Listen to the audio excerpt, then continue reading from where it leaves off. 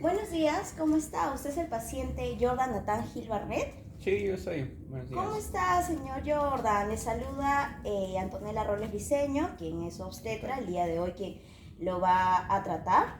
Aquí nos indica en la historia clínica que usted viene a realizarse lo que es un examen de mamas, ¿es correcto? Sí, correcto. Sí, bueno, justamente por los síntomas que presenta, no se preocupe, que le vamos a realizar su examen de mamas. Y también, antes que todo, para poder realizarle un correcto historia clínica, tenemos que tomarle la muestra de sus signos vitales. Ok. ¿Es conforme todo esto, señor Jordan Nathan Barnett? Sí, todo conforme. Ya, muchas gracias. Entonces vamos a realizar con la muestra de sus signos vitales y para realizar su examen clínico. Ok. Ya, bueno, para realizarnos lo que son el lavado de manos, tenemos que basarnos en los 11 pasos de lavado de manos quirúrgico. Para esto tenemos que tomar en cuenta que no tenemos que tener anillos ni pulseras en las manos. Una vez ya retirados los anillos y las pulseras, podemos hacernos el lavado de manos, que consiste en el paso 0, que es en abrir el caño, midiendo más o menos lo que vamos a utilizar para lavarnos. Lavamos las manos y nos echamos jabón. El paso 1 va a constar en poder hacer que salga espuma del jabón, frotando las palmas entre sí hasta que tengamos espuma en las manos. El siguiente paso va a constar, el paso 2, de que nuestra palma derecha frote el dorso de nuestra palma izquierda, frotando así, y viceversa, ¿no? La palma izquierda va a frotar el dorso de nuestra mano derecha. En el paso 3 vamos a entrelazar las palmas y frotamos los dedos. En el paso 4 vamos a frotar el dorso de nuestros dedos contra nuestras palmas. Y como siguiente paso vamos a frotar lo que son los dedos del pulgar, ¿no?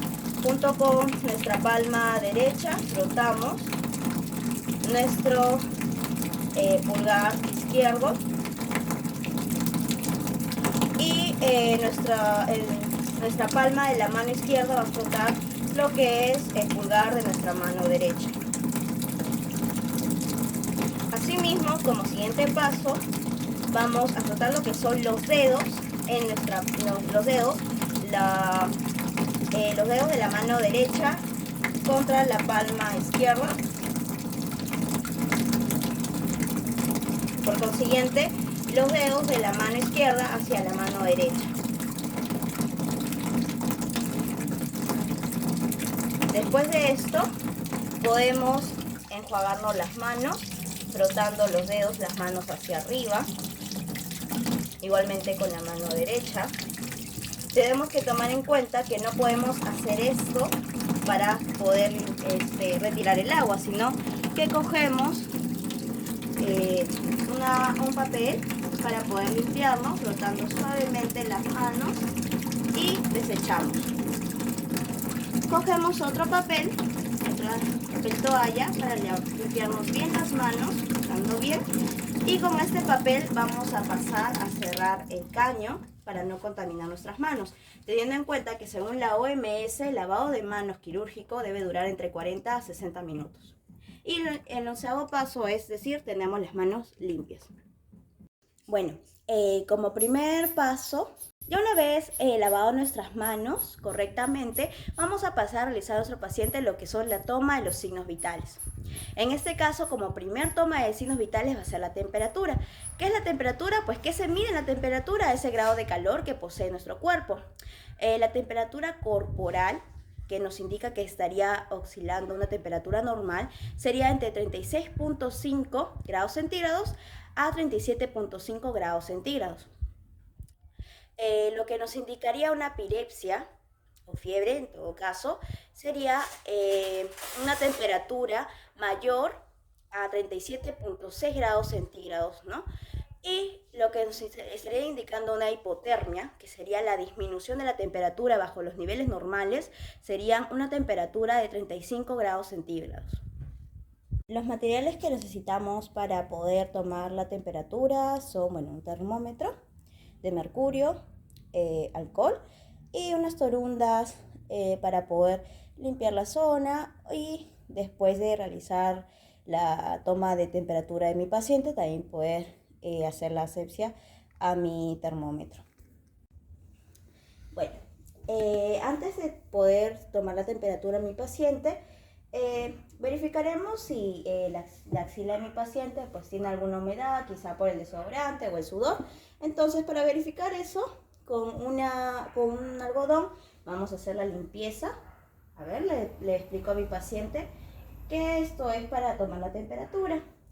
Entonces, bueno, le limpio la axila y bueno, retiramos. Y ahora sí vamos a poder tomar lo que es la temperatura.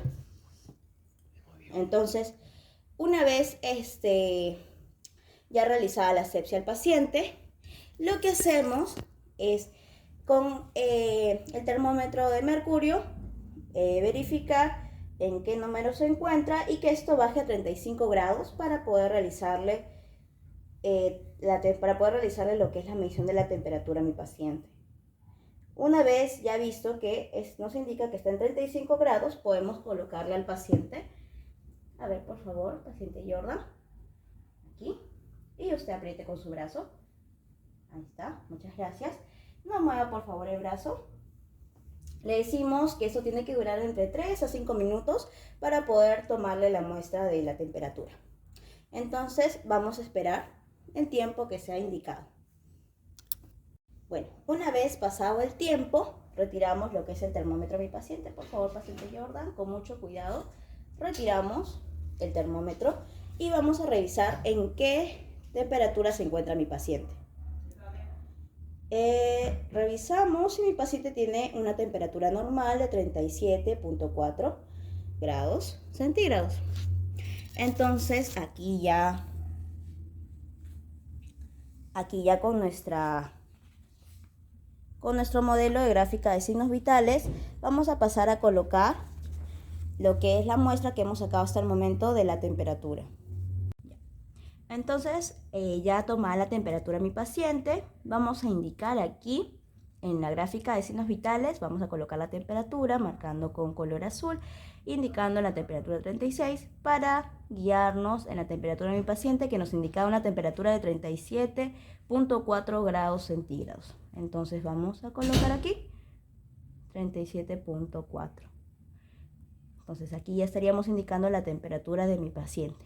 Así mismo vamos a seguir realizando los diferentes signos vitales y marcando aquí en la hoja para ver cuáles son los signos vitales que presenta mi paciente, ¿no? Tanto en temperatura, respiración, pulso y presión arterial. El siguiente signo vital que le vamos a realizar a mi paciente es la medición del pulso. Le vamos a tomar el pulso para ver si se encuentra en sus valores normales.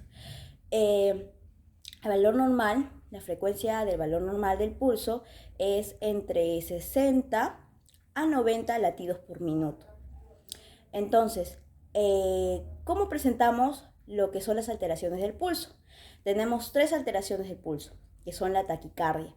La taquicardia significa que son pulsaciones mayor a 100 latidos por minuto, y la bradicardia son las pulsaciones menor a 60 por minuto, ¿no? Cuando hay una disminución del pulso. Y lo que es el filiforme es el aumento en la frecuencia y disminución en la amplitud. Entonces vamos a realizarle a mi paciente lo que es la medición del pulso, que son latidos por minuto, para ver si se encuentra en alguna alteración del pulso o se encuentra dentro de sus valores normales. Para realizar lo que es la toma de pulso de mi paciente, le vamos a realizar lo que es la medición de la temperatura con 2 dedos, que es el dedo índice y el dedo medio, en la arteria radial, para poder sentir sus pulsos, ¿no? Para eso tenemos la ayuda también de lo que es el cronómetro, que vamos a comenzar cuando yo encuentre los latidos para poder medir. Entonces tenemos que hacer esto dentro de los 60 segundos para poder ver cuántos latidos por minuto tiene mi paciente.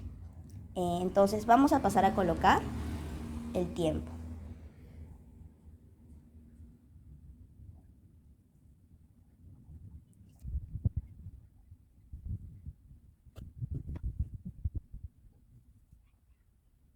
Ya, pasado los 60 segundos, que es un minuto, podemos decir que mi paciente está presentando 70 latidos por minuto, que nos indicaría que está dentro de los valores normales. Entonces, el pulso se mide con el lapicero rojo y vamos a pasar a colocar el pulso de mi paciente, indicando, aquí hacemos un círculo, el número 60, desde ahí partimos para colocarle a mi paciente el pulso que está presentando el día de hoy, 5 de julio. El pulso que presenta es de 70, entonces pasamos a colocarlo aquí. Y así vamos a seguir con los siguientes muestreos que saquemos de sus signos vitales. El siguiente signo vital que vamos a pasar a realizar a mi paciente son la toma de la presión arterial. En la toma de la presión arterial, según tenemos que basarnos en lo que son la tabla de valores, que nos indicaría si está dentro de los valores normales o no, basándonos en la presión arterial sistólica y en la presión arterial diastólica. Los valores normales, en este caso mi paciente, que es un adulto, un joven de 20 años, tendría que ser dentro de sus valores normales de la presión arterial sistólica menor a 180 milímetros de mercurio. Y en su presión arterial diastólica tendría que ser menor a 80 milímetros de mercurio, ¿no? Esos serían sus valores normales en él, a diferencia de los valores normales entre una persona anciana o un neonato, un infante, ¿no? Un recién nacido.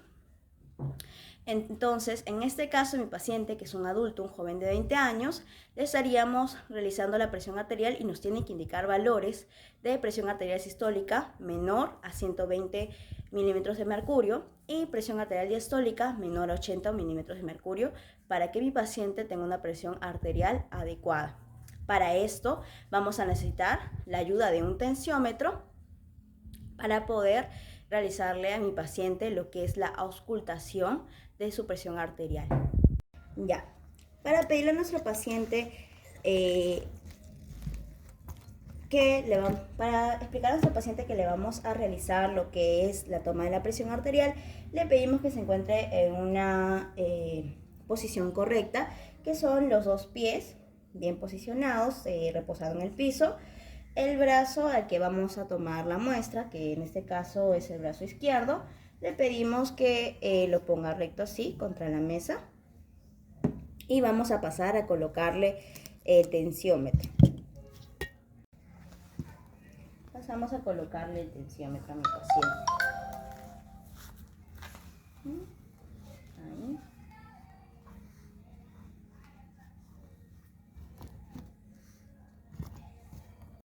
Colocamos a 2 centímetros por arriba del pie de flexión del brazo y aquí vamos a colocar en este extremo, aquí vamos colocando el manómetro, colocamos aquí en este extremo para poder ver al momento que insuflemos hasta dónde tenemos que llegar, ¿no? Y esto nos va a permitir poder medir lo que son los valores de presión arterial sistólica y diastólica. Entonces, ya con mi estetoscopio, me voy colocando el estetoscopio y coloco la campana del estetoscopio aquí justamente en la vena humeral, para poder que esto me permita escuchar al momento que haga presión. Entonces vamos a empezar a insuflar el estetoscopio, el tensiómetro.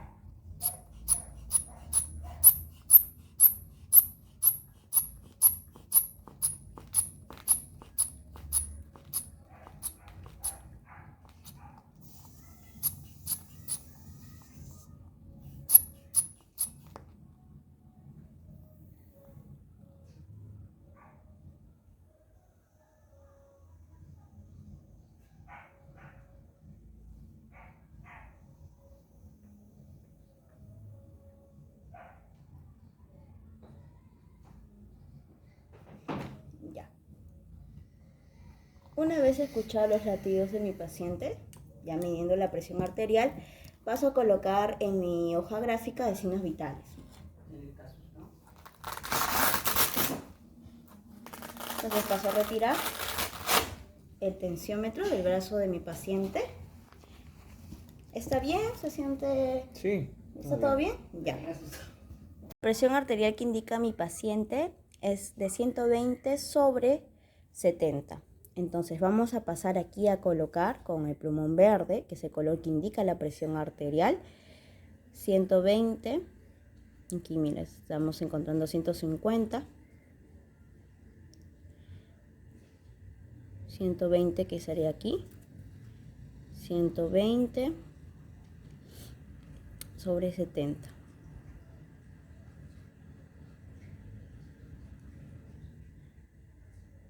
Que sería aquí.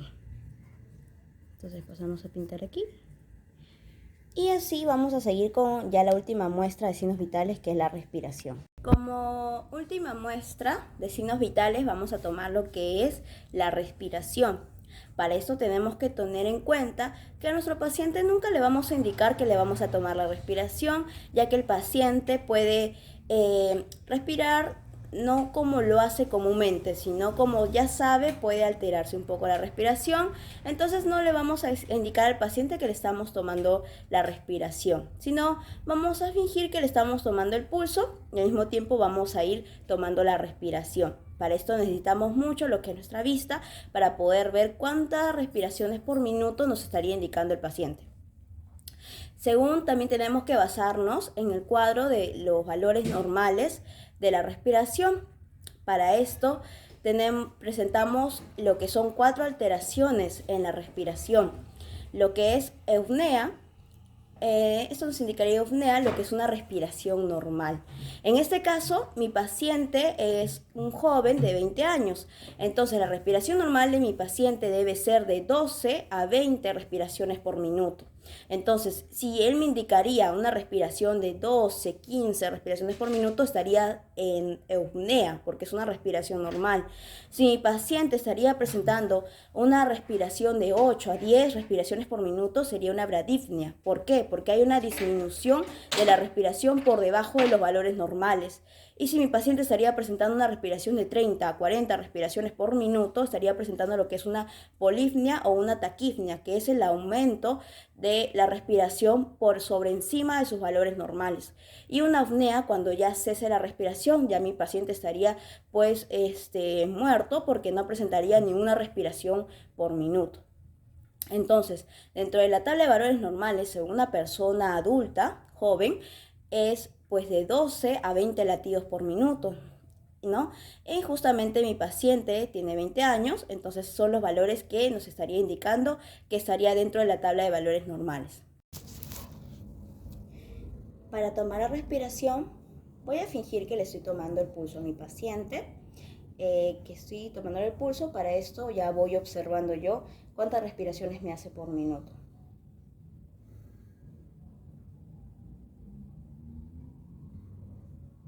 Ya pasado el minuto, puedo observar que mi paciente me ha hecho 15 respiraciones por minuto, que eso me indicaría que está presentando una buena respiración dentro de sus valores normales ya dados, ¿no?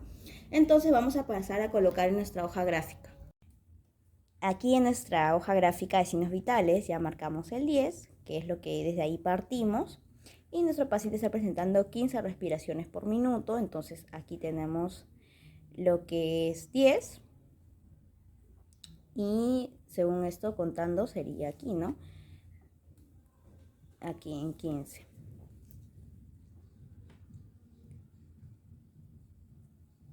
Hacemos un puntito y nos guiamos hasta el 15. Entonces, eso sería todo por las muestras de signos vitales de mi paciente. Paciente Jordan Ataji Barnea. Hemos culminado con su hoja de signos vitales. Ya le hemos tomado la temperatura, el pulso, la presión arterial y la respiración. Entonces, por consiguiente, vamos a realizar su examen clínico que usted ha pedido realizarse, ¿no? Lo que nos está indicando es su historia clínica, que es un examen de mamas por los síntomas y por lo que usted está observando, ¿no?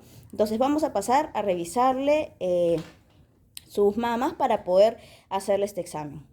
Ahora vamos a pasar a hacer lo que es el examen clínico que estaba requiriendo mi paciente, lo que pudimos observar en su historia clínica, que era un examen de mamas, ¿no? Justamente lo que el ginecólogo nos indicó que le realicemos a nuestro paciente. Entonces, para esto tenemos que considerar qué es lo que vamos a observar en nuestro paciente, ¿no? Es la simetría de las mamas, del pezón, la forma, la retracción de la piel también, el cambio en dirección del pezón, hacia donde el pezón indica, las secreciones también anormales que presentaría el pezón, ¿no? En este caso, en nuestro paciente. Las tumoraciones visibles que se pueden notar, ¿no? A simple vista, también el cambio inflamatorio o posibles traumatismos, ¿no? En el área de lo que es las mamas. Para esto vamos a medir en 4 cuadrantes. Partimos una línea media desde el pezón en 4 cuadrantes a nuestro paciente, una línea imaginaria que radica desde el pezón. Entonces aquí encontramos los 4 cuadrantes. El cuadrante de aquí es el superior externo, el cuadrante de aquí el inferior externo, el cuadrante que está aquí es el superior interno y el cuadrante de abajo es el inferior interno. Y aquí encontramos lo que es la cola de Spencer, que toda esta es la zona a evaluar en nuestro paciente. Una vez ya indicados los 4 cuadrantes, pasamos a hacer lo que es un ligero barrido con la palma, que sería la palpación superficial. Lo que hacemos es con nuestra palma barrer la zona, así, todo esto, así justo con nuestra palma, con la palma, como se diría, barrer la zona, y lo hacemos en las dos mamas, ¿no? Tanto derecha como izquierda, un barrido de palmas, así. ¿Para qué hacemos esto? Esto nos permite ver si hay una tumoración superficial. Después de esto hacemos la palpación profunda. ¿Cómo se realiza la palpación profunda? Tenemos de 3 distintas formas. La primera forma es la forma radial, que son los segundo, tercero y cuarto dedos flexionados ligeramente, y hacemos de esta forma hacia el pezón. Desde esta forma, ¿no? De una forma radial, tanto en pezón derecho como en pezón izquierdo, desde el exterior hacia el pezón, ¿no? Así. Tenemos la forma espiral. ¿Cómo se realiza la forma espiral? Desde el pezón hacia afuera. Así, desde el pezón hacia afuera. Esto se realiza en las dos mamas, tanto derecha como izquierda. Desde el pezón hacia afuera. Esta es la forma espiral, como un espiral. La siguiente revisión son las líneas paralelas, lo cual empezaría desde el cuadrante superior externo hacia el cuadrante inferior externo, y así sucesivamente vamos subiendo y bajando, ¿no? Y lo mismo se realiza con la otra mama derecha. Igualmente empezamos por el cuadrante superior externo hacia el cuadrante inferior externo, y así subimos y bajamos, ¿no? En toda la mama, en toda la periferia de la mama. En caso, si vemos que nuestro paciente, que es Jordan Natangil Barnett, quien ha venido porque él nos ha indicado que hace una tumoración al hacerse él mismo la inspección de su zona mamaria, entonces tenemos que nosotros, culminando esta toma de examen clínico de las mamas, vernos si es que hay un tumor, el aspecto, su forma, los bordes, la consistencia que tiene el tumor, en los diámetros, cuánta medida tiene este tumor, si es doloroso o no, porque al momento de hacer la palpación el paciente nos puede indicar, me duele ahí, o si nosotros sentimos, paciente, ¿le duele? No, no me duele. Entonces vemos en ese momento si es algo doloroso o no, ¿no? Entonces todo eso nos estaría indicando si es que hay una tumoración o no, ¿no? Y en qué tenemos que basarnos. Para culminar con la palpación profunda, debemos hacer lo que es una leve presión de la mama, ¿no? Una leve presión de la mama para ver si es que hay alguna secreción anormal, ¿no? Ahí detectamos si hay una secreción anormal. Vamos a nuestro paciente que nos dé su brazo, en este caso el brazo derecho, para poder nosotros realizar lo que es una exploración ganglionar axilar, que ya es con lo último que se culminaría, ¿no? Nuestra mano derecha ya sosteniendo el brazo del paciente, vamos con la otra mano, no dominante, que es nuestra mano izquierda, a realizar lo que son movimientos circulares. Eso nos permite saber si existe alguna adenopatía o alguna tumoración. Y de la misma forma tenemos que realizar en la siguiente mama, ¿no? Le pedimos al paciente que nos dé su brazo, con nuestro brazo derecho, en este caso, con nuestro brazo izquierdo estaríamos sosteniendo el brazo del paciente y con nuestra mano no dominante haríamos el mismo procedimiento que hicimos con nuestra mama derecha. A esta prueba siempre es esencial que nosotros tengamos lo que tenemos que mantener, lo que es el pudor de nuestro paciente, ¿no? En todo momento, porque realizarse este examen puede ser muy incómodo, ¿no? Y siempre genera una confianza con el paciente para que el paciente nos tenga la confianza suficiente de poder dejar que nosotros pues exploremos su mama, ¿no? Y sobre todo, si es que nosotros al hacer estas palpaciones en la mama vemos que o sentimos que hay una tumoración o una secreción anormal, si queremos un examen complementario a este, podemos realizar lo que es una mamografía o una ecografía de las mamas, ¿no? Que ya podríamos indicar a nuestro paciente. Entonces, llegando a una conclusión de que esto debe ser de manera preventiva y debemos también indicarle al paciente también de qué forma podría realizarlo en casa para que siempre mantenga los cuidados y si se presiente que hay algo anormal, acudir de emergencias a un centro hospitalario, ¿no? Bueno, paciente Jordan Nathan Gil Barnett, revisando su historia clínica, ya realizamos lo que es el examen de mamas. Según indicación del médico, se le estaría realizando también lo que es la administración de su medicamento vía subcutánea. En este día de hospitalización a usted le está tocando este medicamento, entonces tendría que pasar a colocarle, justamente estamos dentro del horario que son las 12:40 y estaríamos colocándole su medicamento.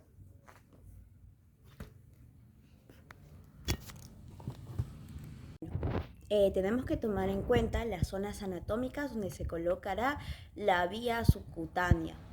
La vía subcutánea se puede colocar en las siguientes zonas anatómicas, lo que es en la cara anterior, en el tercio medio del muslo, en lo que es en la cara lateral del brazo. También se puede colocar en la zona periumbilical y en las zonas menos frecuentes como son la zona dorsal y la zona ventrodorsal glútea, ¿no? Entonces, ya conociendo las zonas anatómicas donde se puede colocar, también tenemos que saber el ángulo al cual se tiene que colocar. Muchas veces nos indican que el ángulo en personas delgadas de contextura media se puede colocar un ángulo de 45 grados y en personas con obesidad se coloca un ángulo de 90 grados, ¿no? Bueno, el volumen máximo también a administrar este medicamento puede ser de 0,5 mililitros a 2 mililitros, ¿no? Que es una solución máxima en la cual se puede aplicar en esta vía parenteral subcutánea. Entonces, ya sabiendo estos conocimientos previos, podemos también saber con qué tipo de aguja se va a colocar y podemos utilizar los siguientes tipos de agujas, que son el calibre 23, calibre 25 y calibre 26, ¿no? Una de esos tres tipos de agujas se pueden colocar esta vía subcutánea. Entonces, una vez ya sabiendo estos conocimientos previos, puedo pasar a colocarle a mi paciente su vía parenteral subcutánea que nos está indicando en la hora correcta que tenemos que colocarle su medicamento.